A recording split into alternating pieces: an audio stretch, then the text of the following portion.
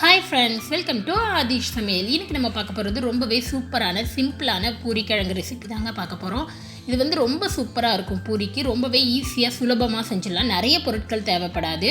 இப்போ இந்த பூரி கிழங்கு எப்படி செய்கிறதுன்னு பார்க்கலாமாங்க. ஃபஸ்ட்டு பூரி கிழங்கு செய்கிறதுக்கு ஒரு கடாயில் 2 டேபிள் ஸ்பூன் எண்ணெய் ஊற்றிக்கோங்க. எண்ணெய் சூடானதும் 1/2 டீஸ்பூன் அளவு கடுகு சேர்த்துக்கலாம். கடுகு நல்லா பொரிஞ்சதும் 1/2 டீஸ்பூன் அளவு சோம்பு, 1 டீஸ்பூன் அளவு கடலைப்பருப்பு, 1/2 டீஸ்பூன் அளவு உளுத்தம்பருப்பு, இது எல்லாத்தையுமே சேர்த்து விட்டு நல்லா வறுத்துக்கோங்க.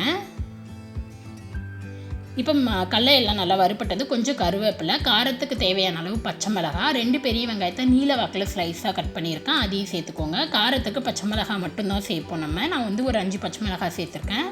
வெங்காயம் வந்து ரொம்ப வதங்க தேவையில்லை, ஒரு 2 நிமிஷத்துக்கு வதங்கினா போதும். குழைய வதங்க தேவையில்லை, லைட்டாக அந்த க்ரன்ச்சியாக இருக்கும்போது நம்ம பூரிக்கிழங்கோடு சாப்பிடும்போது ரொம்பவே டேஸ்ட் நல்லாயிருக்கும். ஸோ ஒரு 2 நிமிஷம் வதக்கி எடுத்துக்கலாம். வெங்காயம் பாருங்கள், இங்கே ஒரு 2 நிமிஷம் நல்லா வதங்கிடுச்சு. இந்த ஸ்டேஜில் நம்ம மஞ்சள் தூள் சேர்த்துக்கலாம். இதுக்கு தக்காளி வந்து நம்ம சேர்க்க மாட்டோம். ஒரு 1/4 டீஸ்பூன் மஞ்சள் தூள், தேவையான அளவு உப்பு எல்லாத்தையுமே சேர்த்து விட்டு நல்லா மிக்ஸ் பண்ணி விட்டுருங்க. இந்த ஸ்டேஜில் நான் 3 உருளைக்கிழங்கு, அதாவது 3 பெரிய சைஸ் உருளைக்கிழங்கை வேக வச்சு தோல் உரித்து இந்த மாதிரி நல்லா பொடியாக கையிலேயே வந்து மேஷ் பண்ணி எடுத்துருக்கேன். அங்கங்கே கொஞ்சம் கெட்டியாக இருக்கிற மாதிரி பார்த்துக்கோங்க. இந்த உருளைக்கிழங்கை சேர்த்து விட்டு நல்லா மிக்ஸ் பண்ணி விட்டுருங்க. இந்த பூரிக்கிழங்குக்கு உருளைக்கிழங்கு நிறைய இருக்கும்போது நமக்கு சாப்பிடும்போது டேஸ்ட் நல்லாயிருக்கும். இல்லை நீங்கள் கம்மியாக கூட சேர்த்துக்கிறனா இன்னும் ஒரு கிழங்கு கம்மி பண்ணி கூட நீங்கள் சேர்த்துக்கலாம். இது வந்து ஒரு 4லேருந்து 5 பேர்கிட்ட சாப்பிட்லாம். இதில் ஒரு 1/2 லிட்டர் அளவு தண்ணி சேர்த்துக்கோங்க. சேர்த்து விட்டு நல்லா மிக்ஸ் பண்ணி விட்டுருங்க. கிழங்கு சேர்த்து ரொம்ப நேரம் மிக்ஸ் பண்ணால் போதும், ரொம்ப நேரம் வதங்கணும்னு அவசியம் கிடையாது. தண்ணி சேர்த்து விட்டு உப்பு காரெல்லாம் செக் பண்ணிவிட்டு இது வந்து ஒரு கொதி வரட்டும். அதுக்குள்ளே கடலை மாவு மிக்ஸ் ரெடி பண்ணிடலாம். ஒரு பவுலில் 1/2 டேபிள் ஸ்பூன் கடலை மாவை 1/4 கிளாஸ் தண்ணி சேர்த்து இது கட்டி எதுவுமே இல்லாத நல்லா கரைச்சி எடுத்துக்கோங்க. இதுதான் வந்து நம்ம திக்னஸ்க்காக சேர்க்க போகிறோம். இந்த கடலை மாவு சேர்க்கும்போது தான் நமக்கு டேஸ்ட்டே வந்து டிஃப்ரெண்ட் ஆகும். கடையில் இருக்கிற மாதிரி நல்ல டேஸ்ட்டாக இருக்கும்.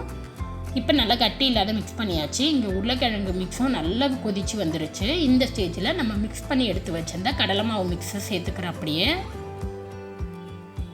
இதை சேர்த்துட்டு அடுப்பை நல்லா ஸ்லோவில் வச்சுட்டு நல்லா மிக்ஸ் பண்ணி விட்டுருங்க. இதை சேர்த்த உடனே கிழங்கு வந்து நல்லா கட்டிப்படும். இந்த தண்ணியாக இருந்தது எல்லாமே நல்லா கட்டியாகி வரும். ஸோ இது ரொம்ப நேரம் கொதிக்க தேவையில்லைங்க. ஒரு 1லேருந்து 2 நிமிஷம் கொதித்தாலே போதும். இது வந்து டக்குன்னு செஞ்சிடலாம். அவ்வளோதான். இப்போ பாருங்கள், நல்லா கொதி வந்து ஆஃப் பண்ணிடலாம். இந்த ஸ்டேஜில் நீங்கள் கொத்தமல்லி சேர்த்துக்கிறதா இருந்தால் ஃபைனலாக பொடியாக நறுக்குனா கொத்தமல்லி சேர்த்துக்கலாம்.